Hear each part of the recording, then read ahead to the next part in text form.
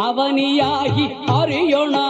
பொருளதாகி தொண்டர்கள் குருவுமாகி புகழறு தெய்வமாகி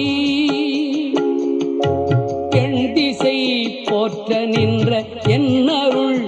ஈசனான தென்திரள் சரவணத்தான் தினமும் என் சிரசை காக்க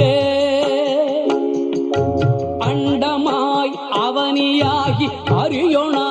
பொருளதாகி தொண்டர்கள் குருவுமாகி புகழறு தெய்வமாகி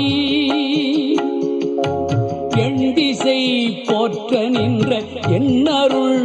ஈசனான தென்திரள் சரவணத்தால் தினமும் என் சிரசை காக்க